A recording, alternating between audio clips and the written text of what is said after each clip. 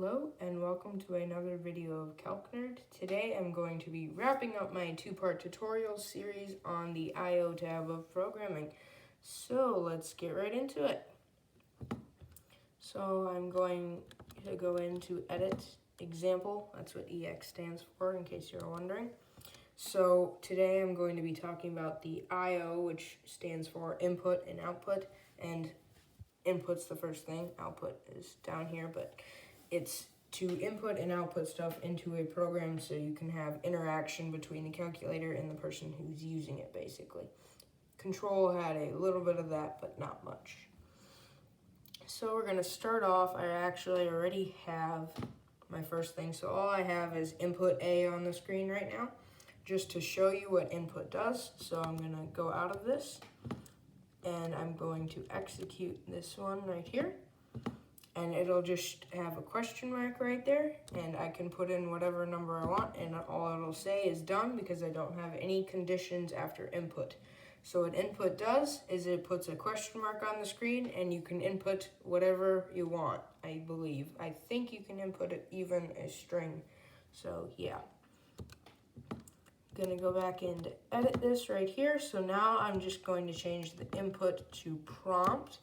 So prompt A is what I have on the screen. So now I'm going to go back in to run it.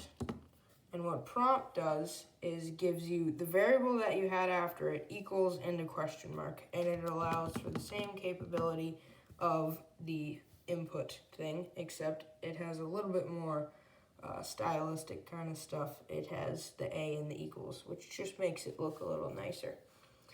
So now I'm going to go back into the program, and we're going to go on to the next thing.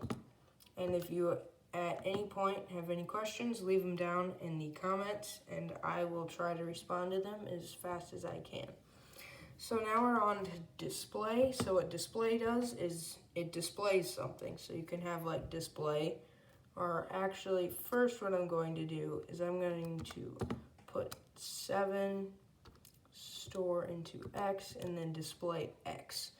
What display allows you to do is it allows you to display a variable on the screen, which is kind of nice. So I'm going to go in to run this, and it should output 7 because 7 was stored into X, and then I had it display X, so it worked. It displayed what X was. So basically what display does is display a variable on the screen, or you can have display 7 or whatever, display anything basically. Now we're on to display graph, display table. So I'm just going to put these on the screen while I'm talking about them. So what display graph and display table do, display graph, it takes you to the graph screen. Display table, it takes you to the table screen. This can be helpful, I suppose, like in a program where you can have 1, 2, 3, 4, 5, 6, 7, 8, 9, 10 already in the X column, and then you display tables. So it might make it easier so you don't have to input that every single time when you're graphing something or whatever. So that's basically what those two things do. Now I'm going into output. So I'm going to give you like a mini lesson here. So to output something on the screen, what you're going to want to do is so clear home, and then output. So all we're focusing on right now is output. Don't worry about this. This is just to get rid of all the stuff on the screen. If you want to know where it is, it's program, the I/O tab, and then you click 8. So yeah. So output, I'm going to do 4, 8, because that's the middle of the screen, comma, and then you have to do a quote. If you don't know where to find the quote, you hit the alpha button, and then you click the plus button, which is also the memory button, and it has the little quotes right there. Then you can, I'm just going to do, I don't know, I'll do a pi, because why not? Now I'm going to go out of this, and you'll see that output, it will output it right in the middle of the screen, because the screen is 8 by 16, so I had 4, 8, so that would be the middle of the screen. So yeah, I had this in a couple other videos too, if you watch those, but I figured I'd just go over it again, because why not? So now get key.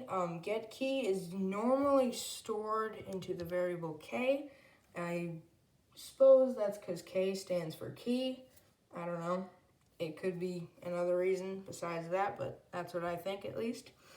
So get key basically allows you to use all of the keys on the graphing calculator to do different functions.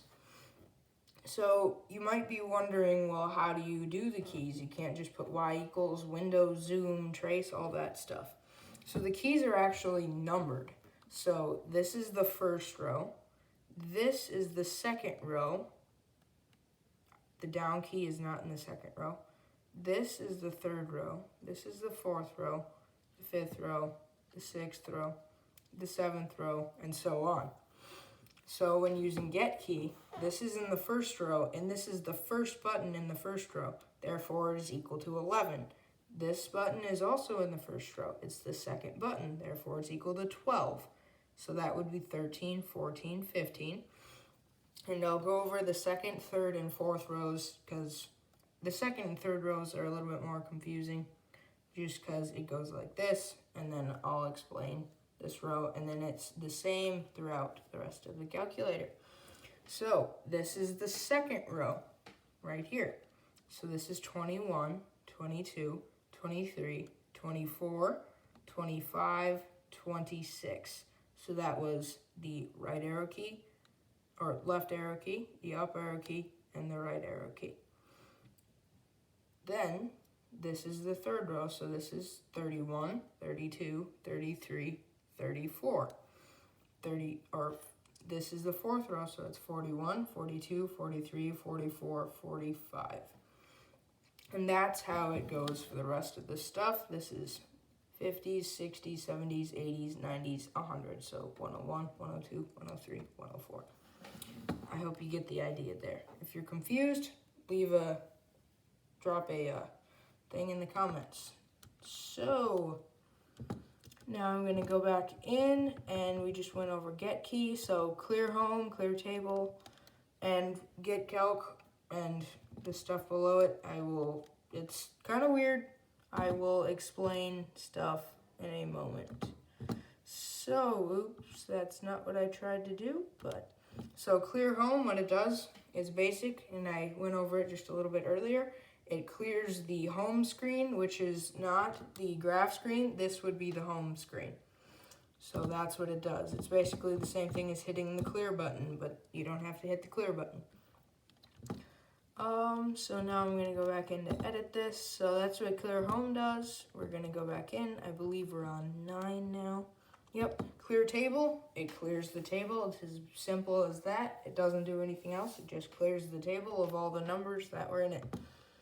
Then we get to the unique ones here. The get calc, send, and I believe it's, get.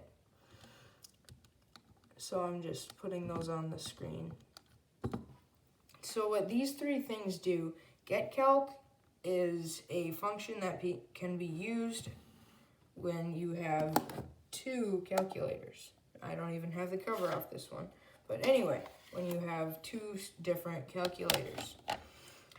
I do not have the capability to do this because, first of all, I am not extremely sure, but I'm fairly sure, I'm not positive though, like I just said, that you can do it between two different calculators. Like this is a TI-85, this is a TI-83.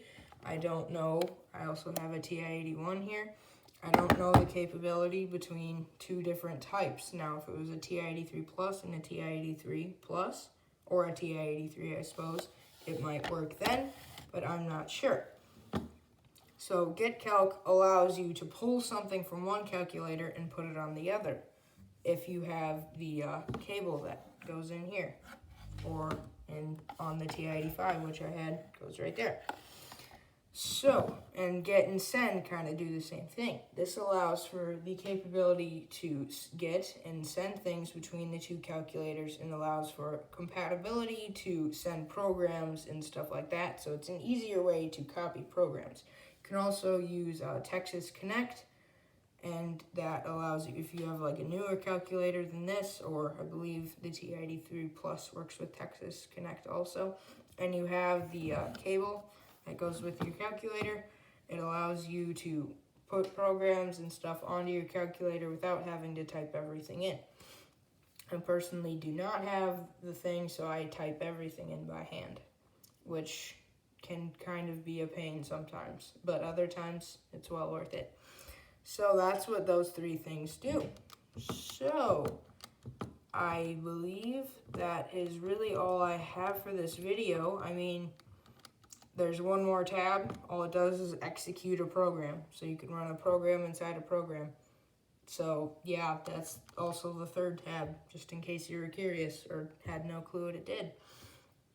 So I believe that's all I have for this video. So thanks for watching, and I hope you enjoyed the video, and I hope you look forward to future videos, and I hope you make some of your own programs and have fun with that. Thanks.